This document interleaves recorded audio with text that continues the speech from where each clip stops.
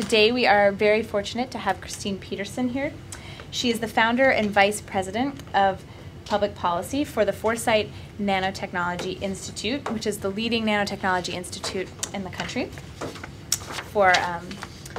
And she also serves on the advisory board of the International Council on Nanotechnology, the editorial board of NASA's Nanotechnology Briefs, and the California Blue Ribbon Task Force on Nanotechnology. She chaired the first conference on advanced nanotechnology, research, applications, and policy. And for many years, she has run a number of conferences, discussions on nanotechnology, and has served to inform the media on many of these issues. So this is a huge topic, nanotechnology. It's an absolutely immense topic, and the reason for that is that it overlaps with the future of physical technology in general. If it has to do with the physical world, including your body, nanotechnology is going to be a major part of its future. And of course, that just covers an immense space. So let's just jump in and see what we can do in 1 hour. Okay. So the US government definition, you have to have some kind of definition to get started, is understanding and controlling matter at dimensions of 1 to 100 nanometers, where unique phenomena enable novel applications. Now this is an understatement, novel applications, as you'll see. So is this a useful definition? Well, 1 to 100 nanometers is a linear dimension that goes, it's a factor of 100 different, so 10 to the 2, in length. So in terms of area, that's 10 to the 2 times 10 to the 2 is 10 to the 4, 10,000, it's a variation of 10,000 in surface area, like this table is a surface area. And if you think about three-dimensional volumes, that's another 10 to the 2, so it's a factor of 1,000,000 in actual size. So although up at our big macro scale, we think 1 to 100 nanometers, that's not that different. The fact is, if you think of them as three-dimensional objects, we've got a difference of a factor of 1,000,000 in the size of these objects. Now, if you picture that up at the macro scale, this difference between a factor of 1,000,000 in volume is huge, right? You know, take this object and say, all right, there's this object and then something that's 1,000,000 times the volume of this. Now, is there any connection between these that's useful to think about? Not really. It's a huge difference in size. Even though it's down at a tiny scale, it's a huge difference in size. It also, as you notice, says nothing about what it's made of in terms of atoms. So not only do you not really know the size of these things from this word, you have no idea what they're made of. So it's not really a very useful word, especially to the legal profession.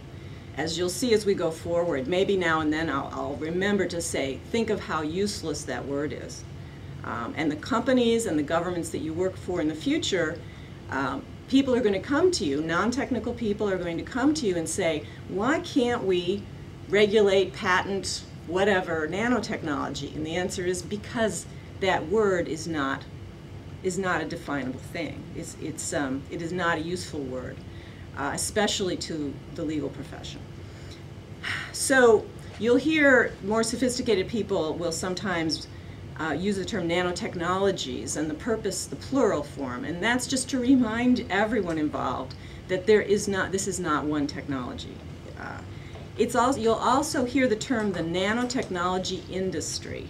Now there is no nanotechnology industry, and there never will be a nanotechnology industry. There are nanotechnology-based industries, multiples. So when you hear that term, there's a number of things that could be going on. The person you're talking to is trying to get funding, and they're using this term nanotechnology industry to try to get funding. They're trying to force through regulation, and so they're using this term to try to get government action from people who often don't have a clue about what is going on. And the third possibility is the person using the term is not trying to do anything in particular, doesn't really know what they're doing, and is in fact clueless. So watch for that. It's not a helpful. I think you'll hear people use it as a short phrase to sort of summarize the whole thing. But be careful. If you use this term, nanotechnology industry, be ready to be challenged on it and be ready to back it up. Don't use that term unless you're really with someone who is going to understand what you're saying. So why are people excited about the field? And they are very excited. Huge amounts of money is going into this, not just in the U.S., not just in places like Japan, but even in some of the smaller countries. If you want to be a player in science and technology of the future, everybody feels they have to have a nanotechnology program of some kind. And you can see, take any country that wants to be more advanced scientifically and technologically, type the name of the country into your search engine and nanotechnology, boom. Generally, they will have some kind of program. And with the countries you named as we went around the room, probably your country has a nanotechnology program. It's worth checking. This is something you should know. How much are they spending? Where's the money going? When did they start the program? Who's involved? Things like that. Something that you might want to be aware of. So these, as you see, these are this is just a tiny fraction of the applications that nanotechnology will have going forward. And you notice I just used the single term. You're going to have to grant me that. It's a short form. I've briefed you on that. So here's just 6 off the top. Clean energy, critical. We all want that. It's very important. Clean water, very big issue for a lot of the countries you folks mentioned.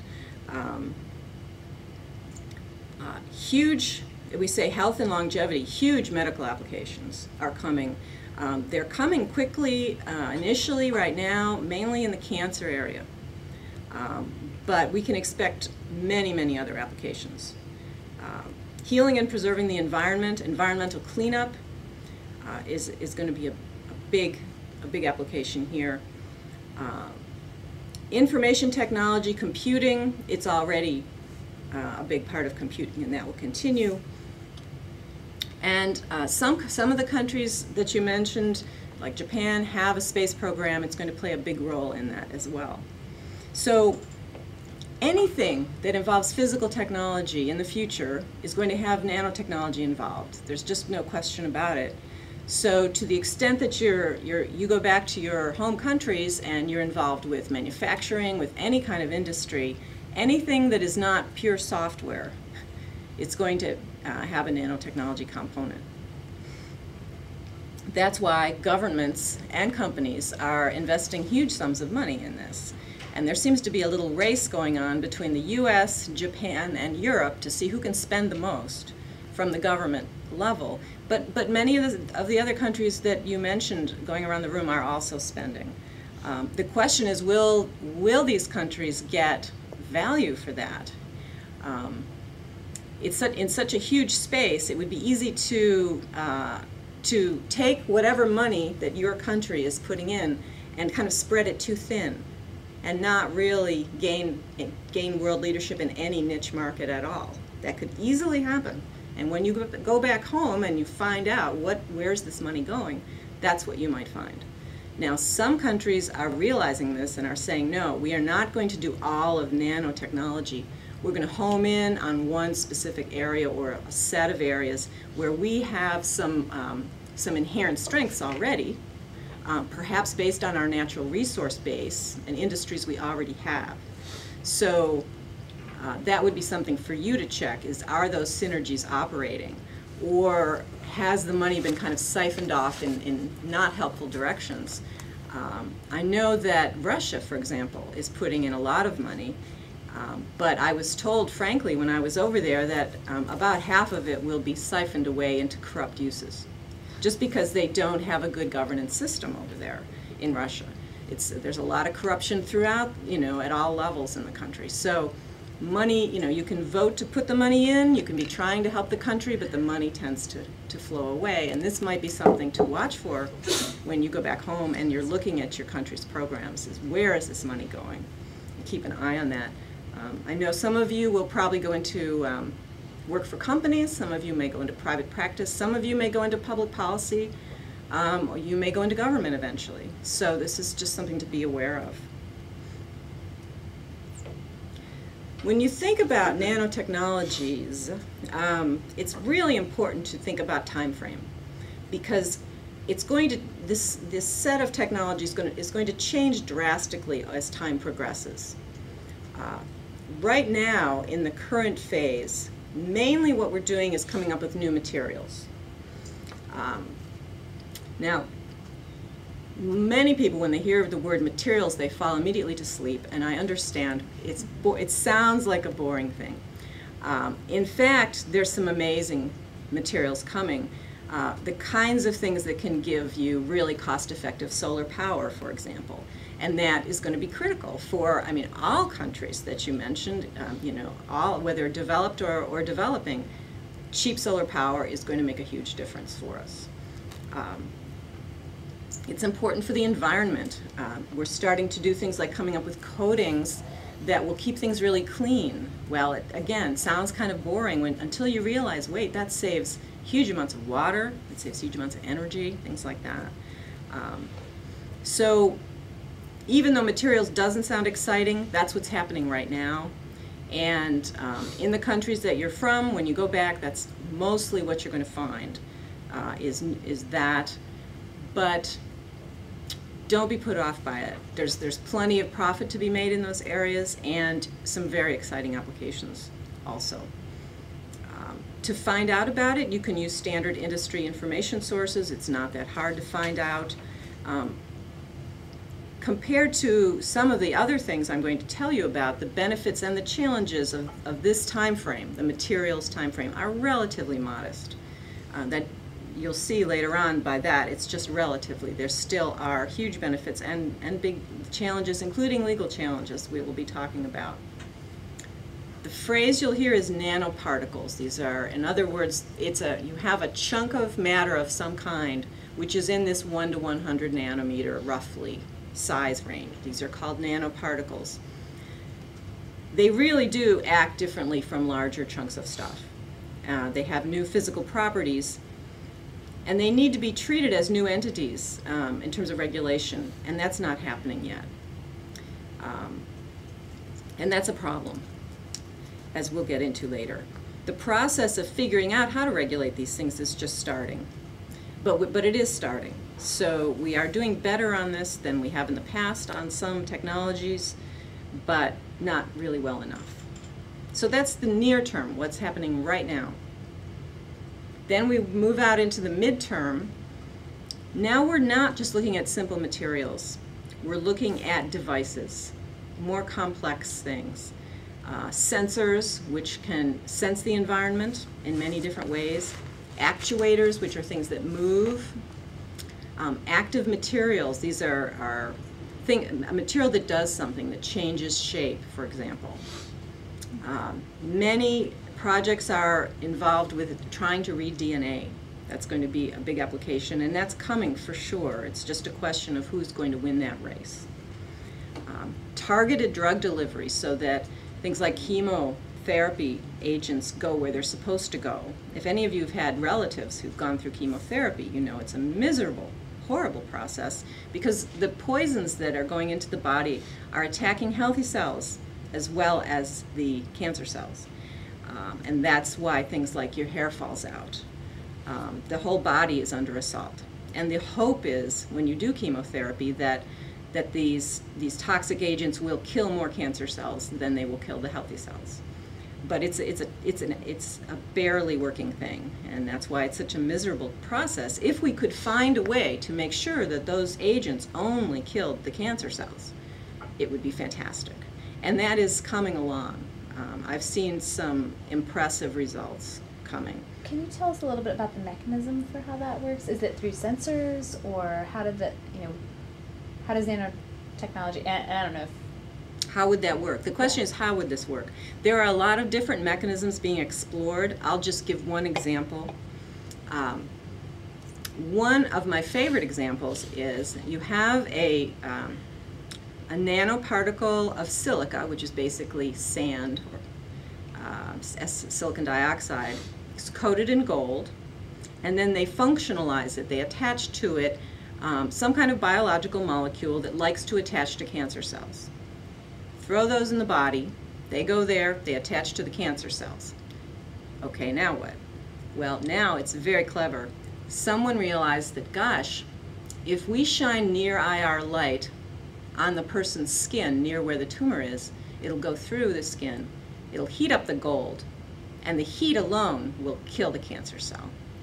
It's just very elegant for those of you, we have one technical person here when I say it's technically elegant. It's a beautiful thing, very clever. It's a very clever, simple thing.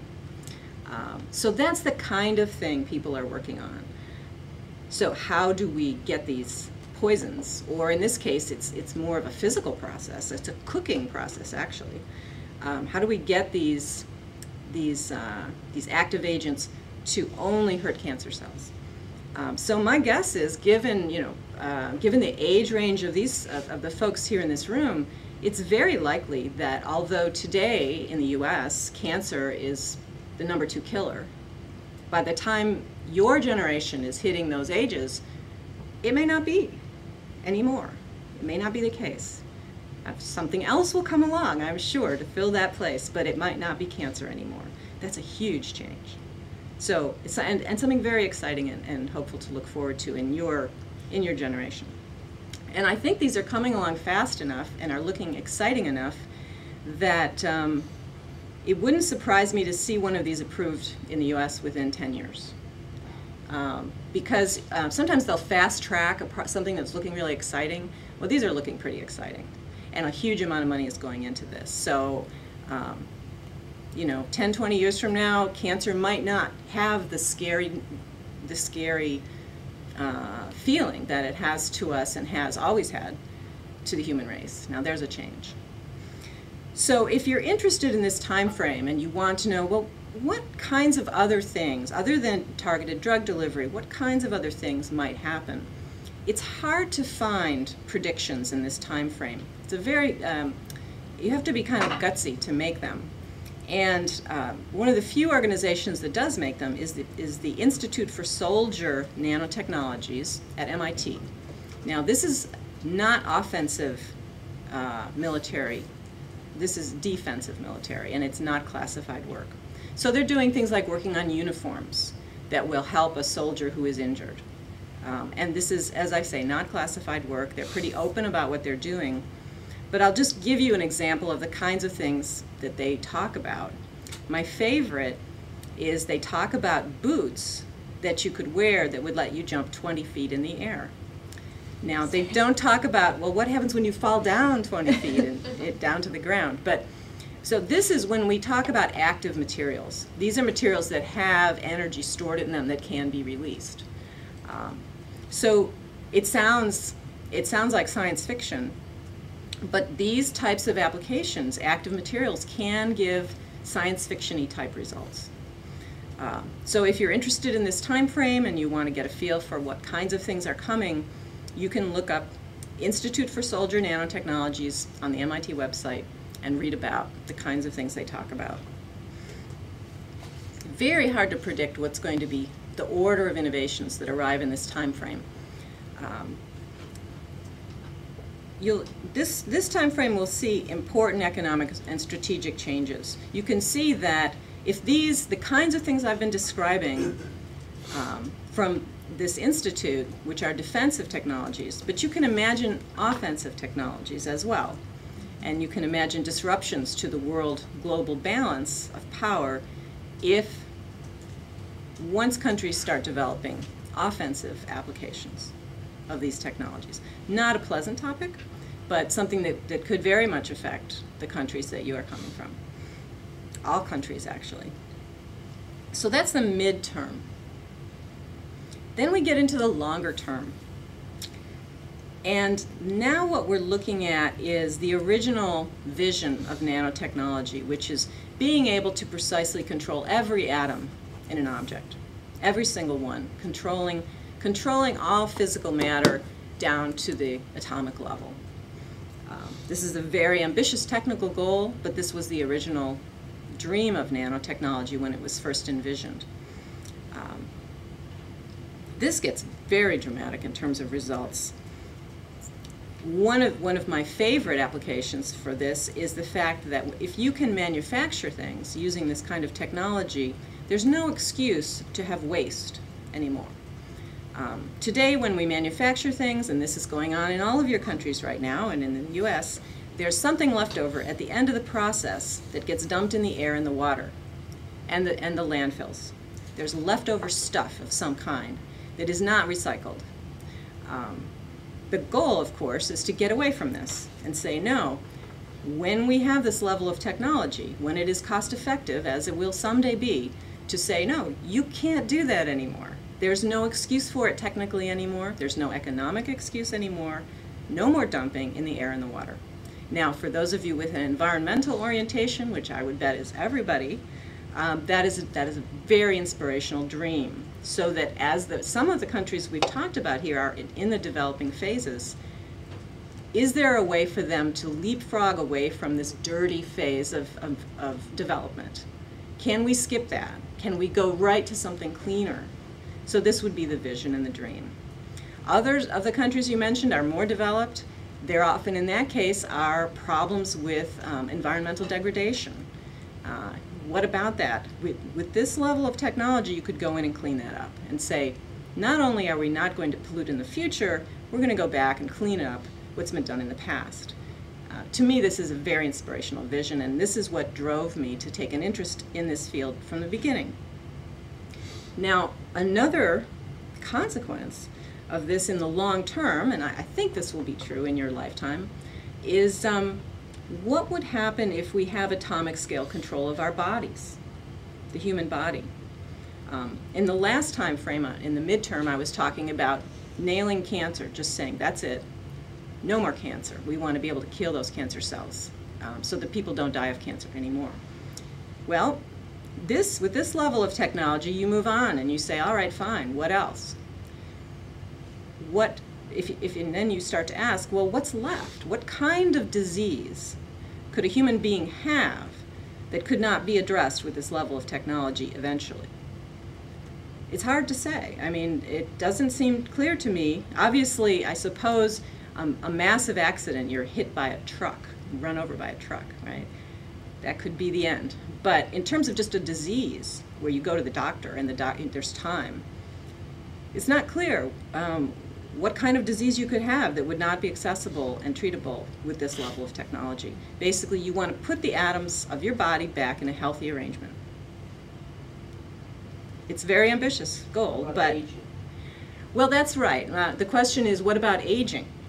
I think aging, as we know, is a very complex process. I mean, there are many, many, many things that are all going on at one time in terms of what is aging. It's not a simple thing as far as we can tell. It's multiple things happening.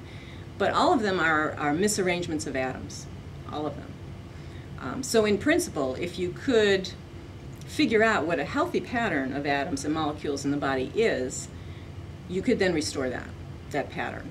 Now, the goal, of course, is you don't want to, it's critical, if you do this, that you not disrupt the structure of the brain, because that's where your memories are and your personality is.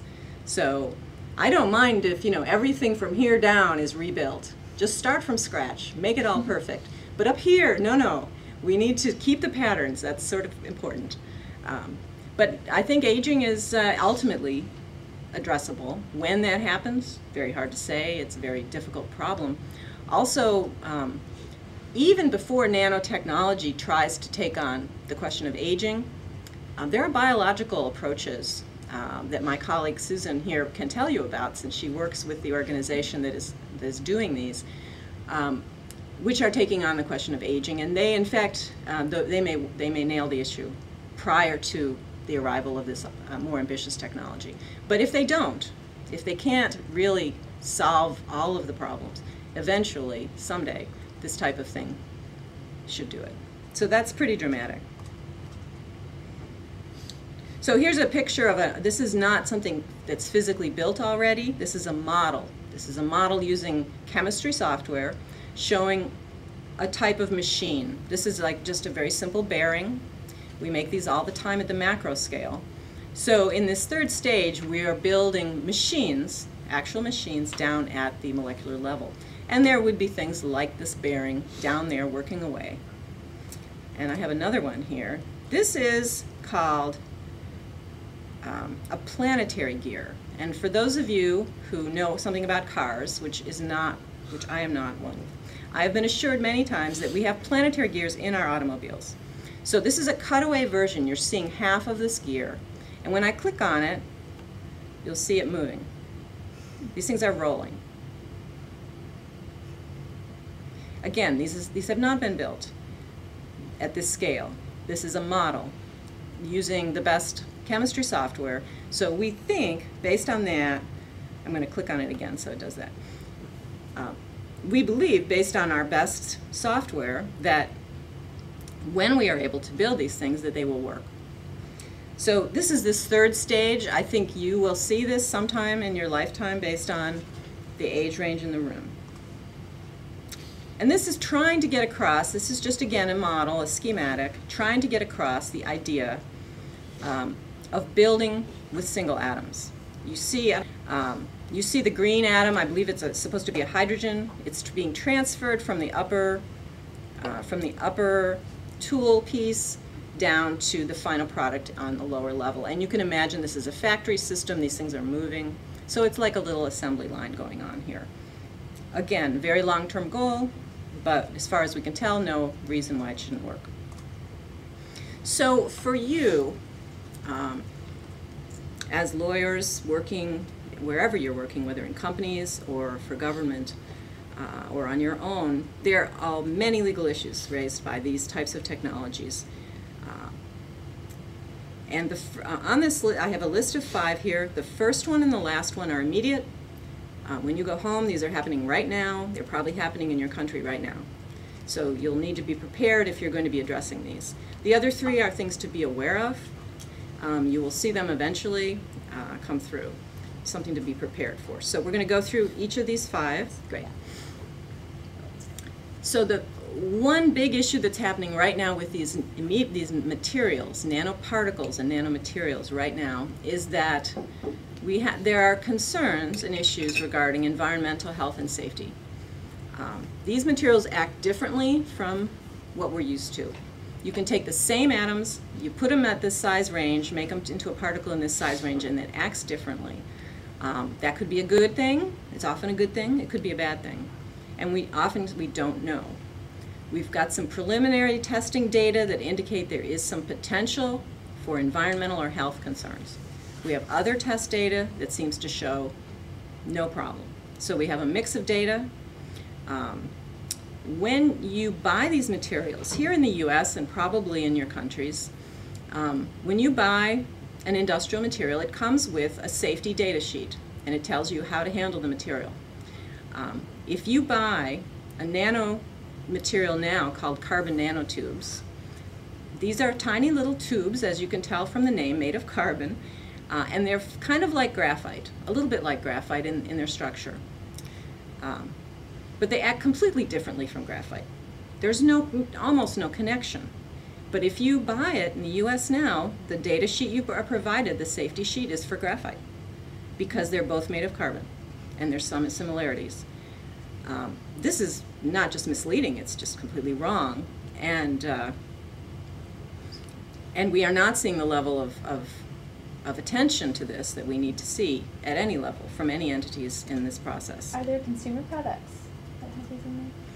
The question is, are there consumer products that have these in them? There are consumer products that have these in them, but they're bound. Things like sports equipment, but they're not loose. They're bound into a matrix. So the issue there is not that they might get into your body. They won't get into your body. The issue there is what happens to these things in the landfill. That's more of an environmental issue. Now the public expects government protection, both here in the US and in your countries. That's what the public expects. The companies who are making these products want the government to come up with some rules that will give them a safe harbor. Now you, being attorneys, you understand the concept of safe harbor much better than I do, I assume.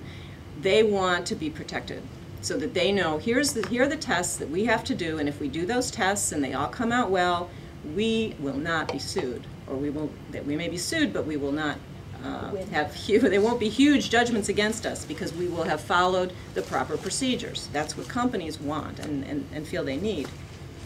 But the governments are not providing kinds of either the protection the government, the public wants, or the guidance the companies want.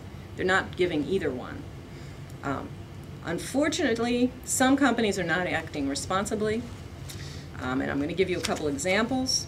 And we see already the big insurance companies, especially the reinsurance companies, are very concerned about this because currently they are not excluding these products from their insurance policies. So if you're working for a company, you have some kind of insurance policy that is trying to protect you from these kinds of lawsuits.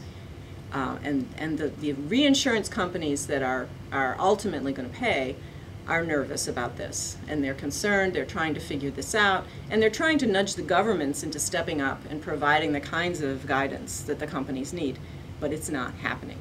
So they're getting very nervous. I'm going to give you a couple of examples. These are the kinds of things you want to keep an eye on in your own countries when you go home. You don't want to work for a company who does this kind of thing. So there's a company in Asia. I didn't list the country because I thought maybe there would be someone here who was from this country, but what they're doing is they're selling a washing machine product that puts silver nanoparticles in the wash water to kill bacteria. Now, there might be benefits to this. You can use lower temperature water, save energy, that's a good thing. The problem, of course, is that then you have these silver nanoparticles in the water, and the water doesn't stay in the washer. It goes out into the sewage treatment plant and eventually gets discharged into the natural environment. What happens to these bacteria-killing particles? Well, as we hopefully know, many bacteria are good bacteria. They're helpful, good things, and we don't want to kill all the bacteria. That would be very bad. So what about that? Now, the company has been asked about that, and they say, oh, we did testing and it's fine. But if you look on their website, you can't find anything about it. So frankly, until I see better data, I'm not buying it. And it would have to be pretty darn thorough data, because when you think about where these particles are going to go in the natural environment, they're going to go everywhere, just as water does, right? Once it gets out in the oceans and the lakes, it's just going to be everywhere. So this product has already been withdrawn by the company in Sweden based on some consumer concerns in Sweden. These concerns are spreading. I believe that the U.S. recently decided to not crack down on this washing machine in a regulatory way. I would have to question that decision. But this is the kind of thing when you go home. Your countries are all going to run into this. Products where I realize you're not technical folks necessarily, but you have friends who are, and you have consultants you can call in to advise you on these things. And you should listen if they say, look, this is really not clearly a good idea. I don't care if you can lower the temperature by 10 degrees. It isn't clear that we want these things out in the water. And the less developed your country is, the more you're going to have to watch for these things, because you don't have the infrastructure in place to keep an eye on this stuff. Even in the U.S. is having trouble. Sweden's the only one that has really caught this one, so that's pretty sad. Another example was a European firm. I mentioned the carbon nanotubes. It's a new shape of carbon in the tube shape. These are round shapes. It's basically 60 carbon atoms in a soccer ball shape. It looks like a soccer ball. And they're called Buckyballs after Buckminster Fuller, who had to do with these kinds of shapes. And they have powerful properties. For example, they're great antioxidants, which can be very good things. However, they're very strong. And some data has shown that these things may have health concerns. So there's a company in Europe which is putting Buckyballs in a face cream. Now, you may not be aware that cosmetics are poorly regulated. It's certainly in the U.S. They're very badly regulated. And apparently that is the case in the country that this thing is being made in. So the benefit of whatever this face cream may be doing doesn't sound big enough. I can't imagine how it could be big enough to balance the potential risk of this. These are powerful chemicals. in a face cream. Think, let's say a woman puts this face cream on her face. She has a baby. What's the baby's getting it in its mouth? Does this make sense? Is this really a good trade-off? There are concerns about this product, the Buckyballs, this substance. And have they done studies about whether or not it can cross, like, membranes and that sort of thing, like into the skin or into the brain, or? The question is, can these Buckyballs cross various biological barriers? There's some data that it seems to indicate that some nanoparticles can cross the blood-brain barrier. Right. Now that could be a useful property if you're trying to, for example, treat brain cancer. It's hard to get things into the brain. That barrier's pretty good. So if you want to get a chemotherapy agent in there, you've got to get something that's going to get past that blood-brain barrier. These may do the trick. But in general, we don't want things to go past that barrier. So certainly we do not want Buckyballs to do that. And there are some nanoparticles that seem to be able to do that. So is it worth the risk to put this in a face cream? I would say absolutely not. It took a while for scientists to start to say that, but they've started in this country to say, look, why is this product on the market? Meanwhile, it's on the market. You can buy it right now. So this is the kind of thing that's happening because companies are expecting government to regulate, and government hasn't stepped up yet. And the reason is that there's so much uncertainty on the technical side. The governments, let's say you go home and take a position in your government, they call in the technical experts and they say, tell us what to do, and the technical experts say, well, we don't really know. It's too early to say. So what do you do? Very difficult situation.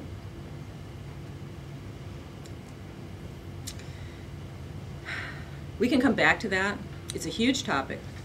But I want to move on to a midterm concern, which is right now there's a lot of surveillance happening. It's mainly video cameras are spreading. You can have a lot of sound equipment picking up. These kinds of technologies can be used to control populations by governments.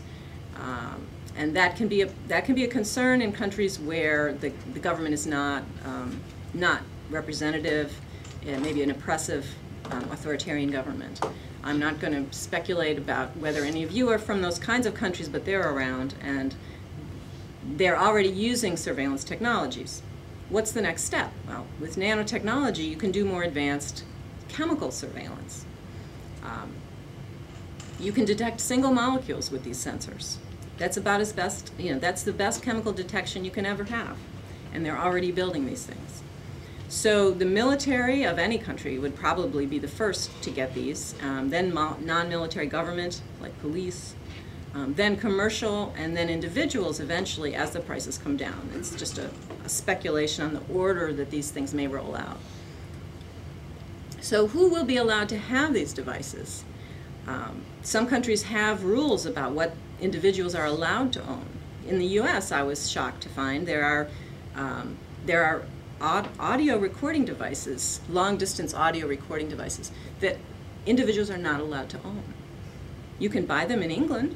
It's legal there, but not in the US. I was surprised to hear that. You can ask what will be allowed to be sensed and recorded, where will these things be allowed to be used. For example, in the future, let's say it's 10 years from now, 20, even 10 years. If we have this class 10 years from now, everybody in the room may be wearing these recorders and picking up all kinds of things. They could tell, if we shake hands and I put it on my record, they could say, well, oh, did you have fun eating that pizza last night? And what were you smoking? These kinds of questions come up. So who owns this kind of information when the government collects it, when a company collects it, when an individual collects it? How long can it be kept? How can it be used? Can it be used in court? This would be an issue for you. Often there's data that's known, but it can't be used in court.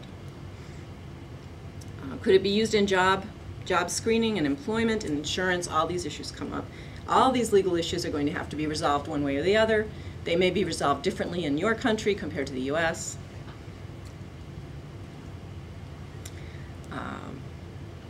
I mentioned food sensing. What have people been eating? What drugs have they been taking? DNA sensing. I mentioned a DNA reader. Many people would like to think their DNA information will be kept private. But it's important to realize that you leave your DNA all over the place. When I drink from this water bottle, I've left DNA right here. And when I leave the room, I may leave this behind. I'm certainly not going to keep it with me for the rest of my life. So the data is there. And whoever has one of these DNA readers in the future will have access to that data.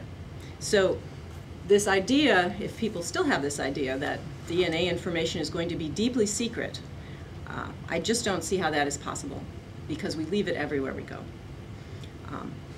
What happens to that? How will society decide what can be done with that data is another issue.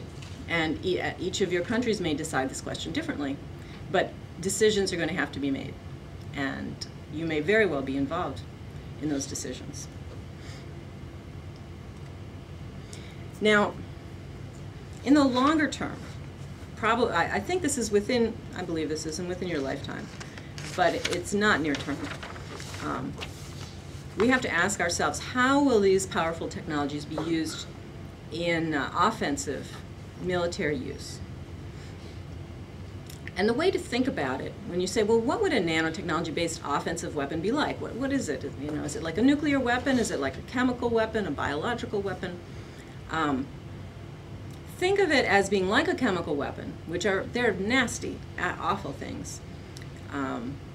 Harsh and tough like a chemical weapon, but with controllability and targetability. So you could imagine it combined with a DNA reader, for example. Now, controlling these, arms control of this type of technology would be very, very hard. We've been fortunate with nuclear weapons because much of the arms control surveillance can be done from space. So you don't even have to go into the country to do this kind of survey. You can do a great deal of it from space. It's not intrusive. And and of course we've had decades we've been fortunate for decades without having more nuclear wars happen.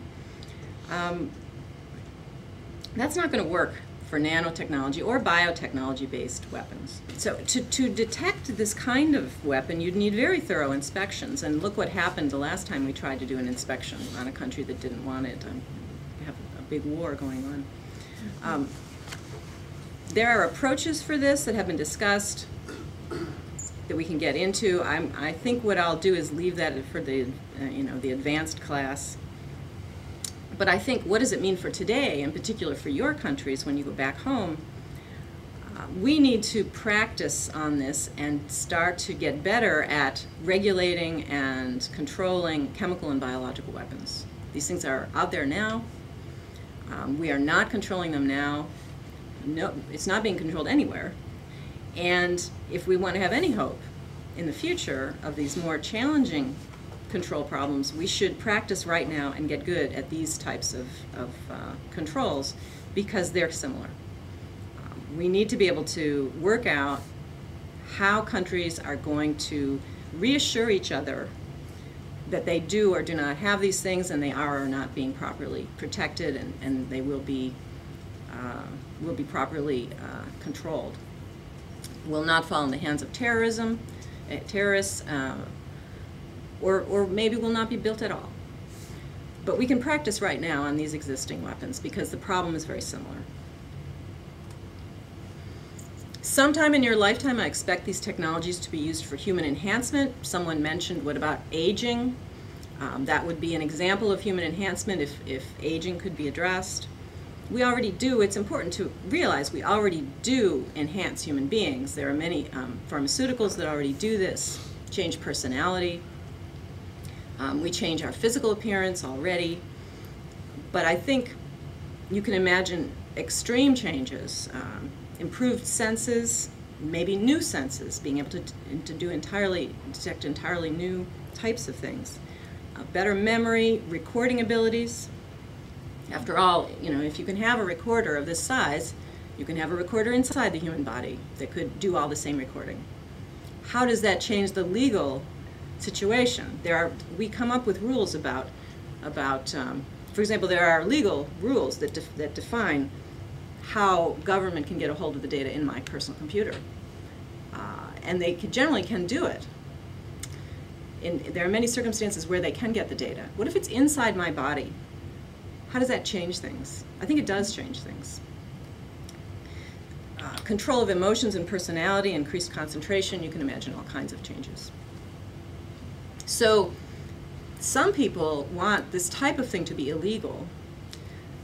They point out, for example, that if it is legal, you'll have increased inequality. That's certainly true, it seems. But of course, it's unlikely that all the countries, for example, the countries that are represented in our room here, will agree on what should be legal and not legal. Which means that, because, for example, the religious backgrounds of our countries are very different. There are already countries that are taking a different position on things like cloning, either more generous, less generous, but wide differences in these early procedures that are certainly going to propagate into the future.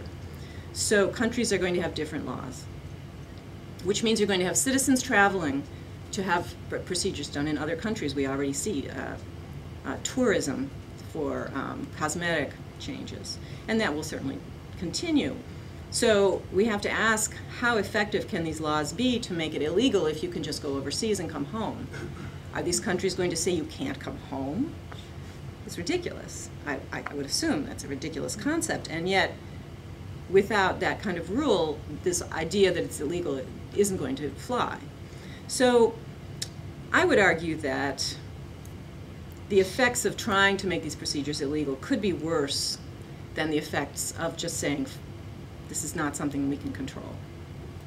We'll see how people feel about that. But I think there are big cultural differences represented around this table, and I, for one, am not going to try to take my preferences and enforce them in your country. And I hope everybody in my country will take that position. It is not our job to go around and tell other countries what they can and can't do with their bodies and their bodies of their visitors. And I hope other countries would take that position as well. But I don't know. I think this is going to be very controversial, and I think that there's going to be a lot of fights about it. So someday, sometime in your legal career, this may be coming up. People may be coming to your country for enhancement tourism, and we'll have to see. I hope you make a lot of money off it. Okay. So in terms of being responsible about this kind of technology, we have come up with some scorecards, voluntary guidelines, so that government, industry, and individuals can just get a feel for how they're doing. This is something that when you go home, you may, if people ask for your assistance on being responsible in their nanotech development, whether it's government is looking for help or industry, you can say, well, this is a place to start. You can go to these scorecards. They're a self-assessment tool to just get started, get some ideas of how to move forward toward safer development. Your comments on improving these would be helpful, as especially if you, in the future, 10, 20 years from now, you may actually be involved in this professionally. And at that point, you may have some very helpful comments about this. Some of what I've talked about sounds like science fiction. And my point here is that when we're looking out, I'm trying to not talk to you just about what you're going to find when you go home at the end of your program. I'm trying to talk about what's going to happen throughout your career. You're going to be doing this for decades, right? So I'm trying to give you a feeling for some of the things that could happen. I, in my own career, have seen the world change from no internet to today's internet. That's been a huge change, and it's had a lot of legal consequences. I was very fortunate because in the early days of our organization, we looked ahead and we saw something that looked like the internet at that time. You can see that in the book that founded our organization. It's described there. And so when it arrived, we were ready. We said, wow, here it is, you know? And we jumped in and took advantage of it. So you can do that too. You don't need to focus too hard on this. Just have it in the back of your mind saying, oh yeah, we had that discussion at Stanford and here it is.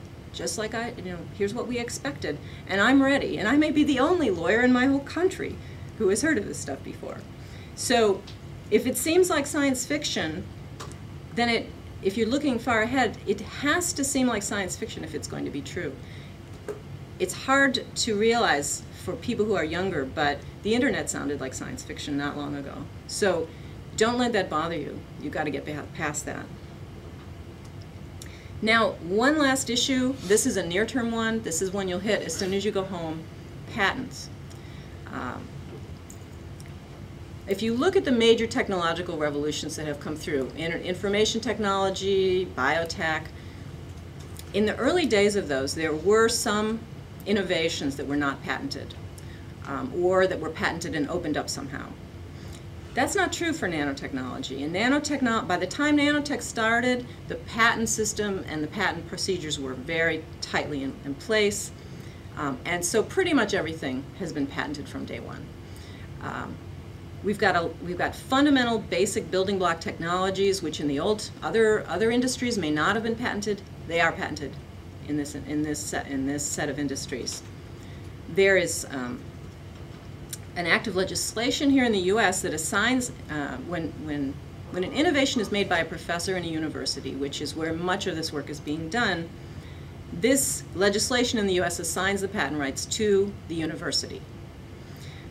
Now, that may or may not be the case in your countries, but many countries have copied this practice, and more are starting to do it. So regardless of what's happening in your country now, this may be the way it's done in the future. What this means is that these patents end up under the control of a university technology transfer office. And these folks are not necessarily good at finding ways to most efficiently license these patents. They may not get licensed at all. They may be licensed, they may take a very broad patent and license it exclusively to a narrow application, and the company they license it to may not have the time, especially if it's a startup, may not have the time to look for other applications or even deal with inquiries about other applications from people who may want to use that patent. So you can see that although many people you talk to say that the system is working, that's not clear. And so if you get the opportunity to participate in shaping your country's patent system, and you may, I wouldn't necessarily assume that the received wisdom, which is, oh, let's just do it the United States way, it's not necessarily the best way. It's not clear that any country has found a better way. I'm not sure that that's true, but I'm pretty sure that this is not optimal. And so feel free, I hope you folks will innovate and take whatever system that you think is the best and then continue to evolve that. Because I think this is not working optimally here in the US. There's another problem of overlapping patents. The patent offices, yours, ours, everyone's, is supposed to try not to do this, but the fact is it's quite common for patents that have been granted, as you know, to overlap. Happens all the time. And it can get to the point where for a company to try to make a product, they have to try to get through a patent thicket and just a bunch of overlapping intermeshed patents where it's just impossible to license everything you need to do. And this is going to slow down innovation. It's going to cause problems for all the companies involved because it can be even hard just to figure out what's out there. So the Bayh-Dole legislation here in the US allows the government to march in, quote unquote, if you have a problem of this kind, if things aren't working. But this march-in right has never been used. I've been told it has not been used by the government. You can, if this interests you and you want to try to prevent it in the country you're going back to, there's an excellent paper by a Stanford law professor here by the name of Mark Lemley, and I believe it's going to be, or was sent out already. You also have it. Yeah, so you should have that. And so if you ever get the opportunity to do some innovation in this area back home, pull out that paper, call up Professor Lemley, and get some insights into what you can do. Other problems in patents in all areas, but certainly in nanotechnology, is we've got patents that should not have been issued, perhaps on advances that are obvious. We all know patents are only supposed to be issued on things that are non-obvious. Happens all the time that something that really is pretty obvious gets patented. Here's how I think about the problem. You have government patent offices. They have patent examiners These are folks with law degrees, I believe, yes, law degrees, who do their best to try to prevent bad patents from going through. On the other side, you have extraordinarily well-funded law firms with very well-paid attorneys, very large numbers of them, who can put an immense amount of time to try to get something through which perhaps should not be gotten through. It's either too broad, it's too obvious, but there's tremendous resources on one side. On the other side, you have an underpaid patent examiner who has, I believe it's 4 hours per patent application to try to figure out whether, for example, there's prior art that should invalidate it. Who's going to win this? It's very clear that this is not an even situation. There's an arms race going on, and there's one side that is terribly crippled, right? Especially since if somebody's a really good patent examiner and he or she would like to move forward in their career, what are they going to do? They jump ship and they go over here. They're very valuable people over here because they know how the system works, right? They've been inside. So how do you hold, if you are running the patent office either in the US or in your own country, how do you hold good people? I don't know. I don't think you can. It's not doable. They have to be very public spirited to say, no, I'll keep working under tremendous pressure at poor pay. How's that? It's not going to happen, right? So there's an arms race going on, and one side is crippled. How do we even out the sides so that the patents that come out are not so poor quality? There is some hope, fortunately. There is something, and you can read about this by typing peer-to-patent project into your search engine. There is a project to pull in outside eyes. This patent examiner needs some help. He or she is overwhelmed.